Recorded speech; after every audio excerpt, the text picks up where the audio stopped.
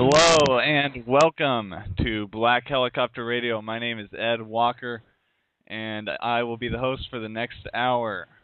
The website is blackhelicopterradio.com, and I thank all of you for listening. Today's broadcast is going to be titled Theosophy and the New World Order.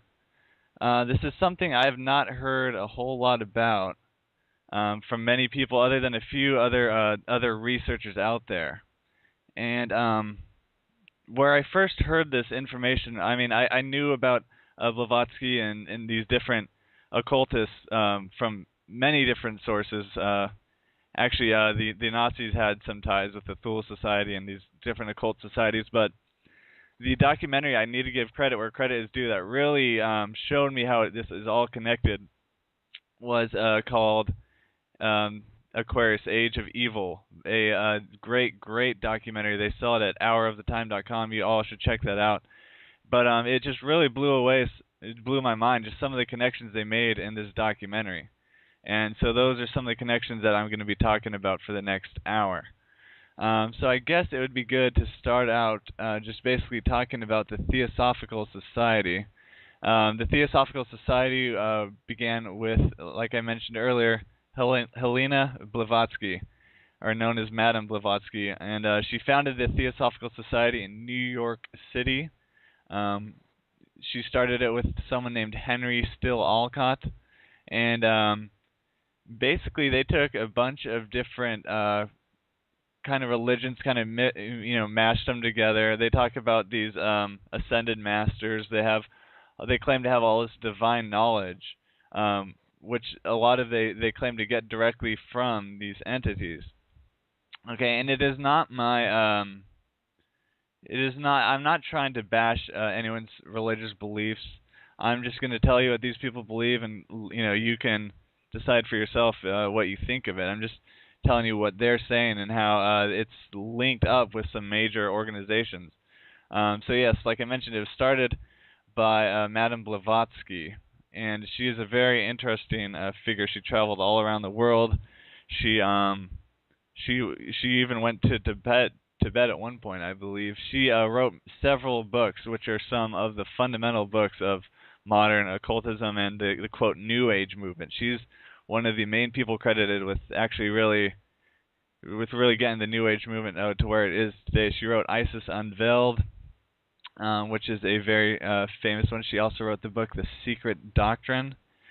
Okay, and one thing that is important to note in all of this is these people, they have a completely different spiritual outlook on things.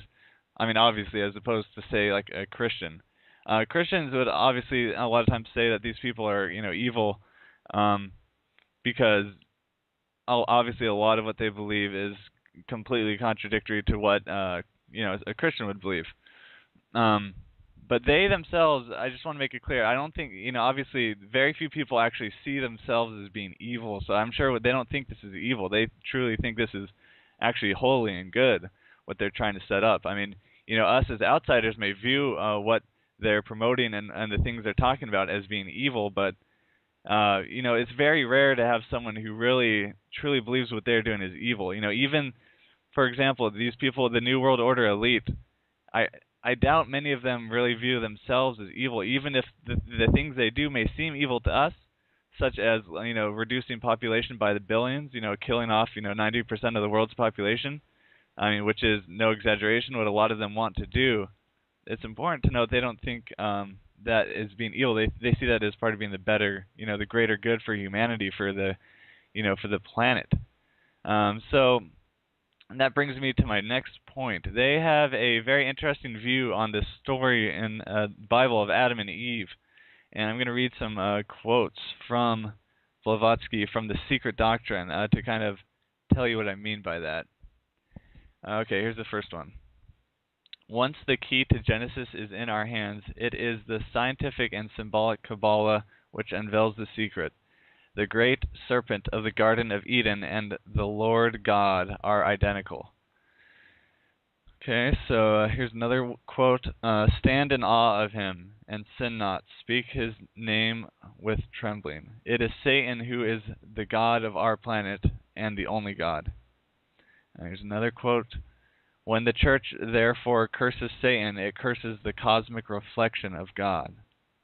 Another quote. In this case, it is but natural to view Satan, the serpent of Genesis, as the real creator and benefactor, the father of spiritual mankind. So, basically what they're saying here, to lay it out very simply, is like I'm saying, they don't see it when they talk about Lucifer and Satan. They look at to Satan as the great liberator, the snake in Genesis as liberating Adam and Eve, to the they're not confined in this Garden of Eden anymore. Once they they take a part of that tree, and with Satan and stuff, it's really opening up them up to this whole spiritual world, and Satan is a great liberator. I have a few more quotes just stressing this point. Okay, for it is he who was the harbinger of light, bright, radiant Lucifer, who opened the eyes of automaton Adam, created by Jehovah, as alleged, and he who was first to whisper, quote, in the day ye eat thereof, ye shall be as Elohim, knowing good and evil, end quote, can only be regarded in the light of a savior, an adversary, quote, to Jehovah. He still remains in esoteric truth the ever-loving messenger who conferred on us spiritual instead of physical immortality. So, it's just kind of going along with that whole, the whole doctrine of basically Lucifer being the great liberator. Satan, or Lucifer, represents the active centrifugal energy of the universe in a cosmic sense. Fitly is he and his adherents consigned to the sea of fire, because it is the sun, the fount of life in our system, where they are petrified, and churned up to rearrange them for another life, that sun which, as the origin of the active principle of our earth, is at once the home and the source of mundane Satan. So obviously, to someone who's a Christian, they're saying this is, it sounds pretty satanic. Obviously, well, I mean, literally, they're talking about Satan, but they really don't view it that way. They have a completely different. They look at it from a completely different view as your average Christian would. And so, with that being said, there were a few other key theosophists that or they pushed all this kind of secret doctrine, and one of them was Alice Bailey. Okay, and Alice Bailey wrote a book called The Externalization of the Hierarchy, and she claimed to be channeling a entity.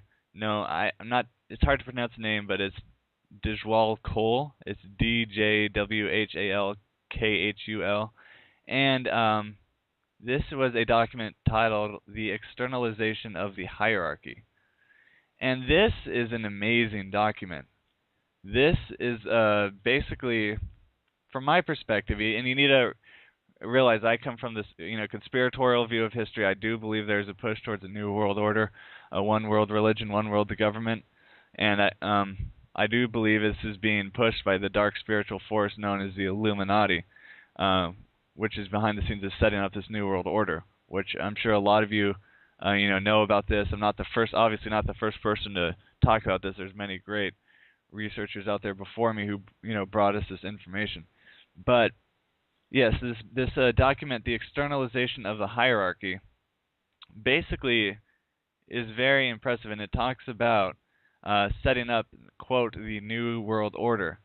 And when I say New World Order, that's not the term I use. That is the term that is actually used in this document. And that was very impressive to me, because I remember hearing people saying, that they're setting up the New World Order, and the Theosophical Society talked about it, but I didn't realize they literally meant the New World Order. That's what's actually used in this book, which I don't have the exact date on it, but I know it was written, I'd have to guess around 1920s, 1930s. I know it did come out sometime then, But regardless, I don't know the exact date. I've tried finding it, and I find different dates, so I'm not sure the exact date. But I do know this: they used the term New World Order long before that famous George Bush Sr. speech in September 11th in 1990, where he talks about the New World Order. So the fact that the president of the USA would choose the term the New World Order, which has such a broad history of it and has far larger than just political implications, it also has, as you'll see, these spiritual implications that are written about in the externalization of the hierarchy, is a very, very impressive, and it shows you that this whole New World Order conspiracy is far more than just purely political. It's very, very religious. And so let me just go to the part of the book that is titled The New World Order. Well, actually, the chapter is The Coming World Order, and then there's different sections. And Section 2 of The Coming World Order is titled The New World Order. So let me click there.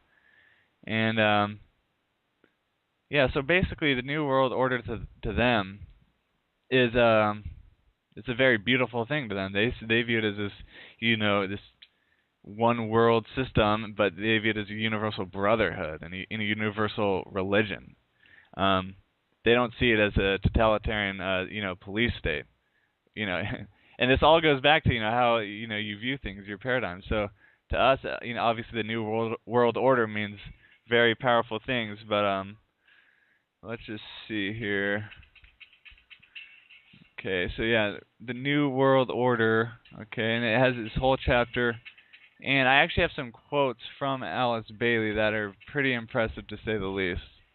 Let me go to one of those right here, and okay, just one second, just opening these up. She says things that are absolutely amazing. She actually talks about specifically disarming humanity, which is something we all know the New World Order wants to do. Is they don't want us, the scum, civilian slaves, to be armed. That's for sure. So here, let me read this quote from Alice Bailey. Okay. In the preparatory period for the New World Order, there will be a steady and regulated disarmament. It will not be optional. No nation will be permitted to produce and organize any equipment for destructive purposes or to infringe the security of any other nation.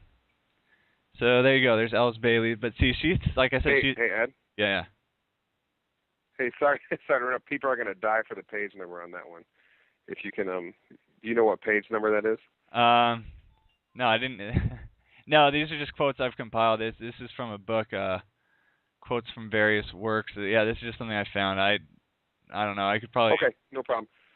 I can look that up. No problem. Incredible stuff, man. I'll let you go. Okay. Okay, that was Jeffrey Grupp, everyone. It's probably been a while since you all heard him, since he's taking a little hiatus from radio right now.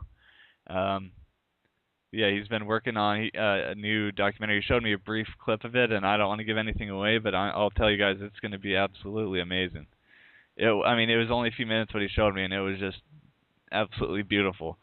And I'm not just saying that. It was really good stuff. But yeah, this is if you guys want to read this, let's see. There's a great website. Like I said, I don't have this actually. I don't have all of her documents. I have the externalization of the hierarchy, but I've just looked up different things from her on the internet. There's a great website called conspiracyarchive.com. Search, and I wish I could just post a link for you guys, but just go to just search Alice Bailey there. You should be able to find it, because yeah, this is just, they lay it out very well. But yeah, so there's that quote, okay. And then if you don't believe me that she really wants this New World Order, not that you wouldn't believe me, but I'm just saying, there's just more quotes to back it up from many people other than a few other researchers out there.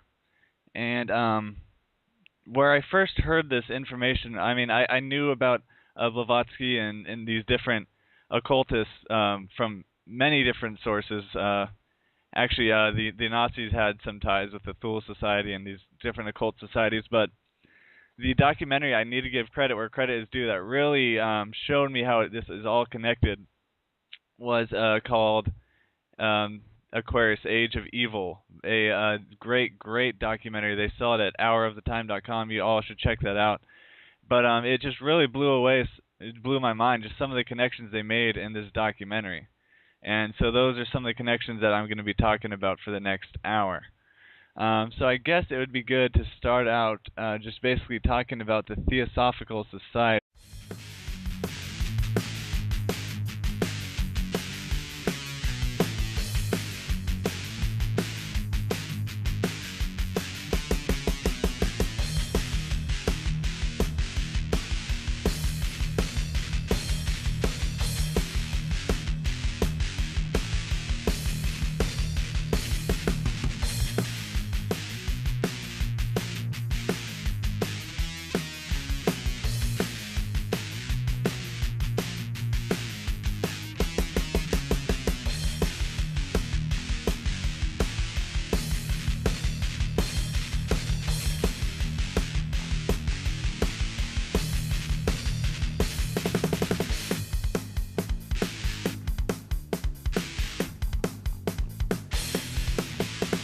Hello and welcome to Black Helicopter Radio. My name is Ed Walker, and I will be the host for the next hour.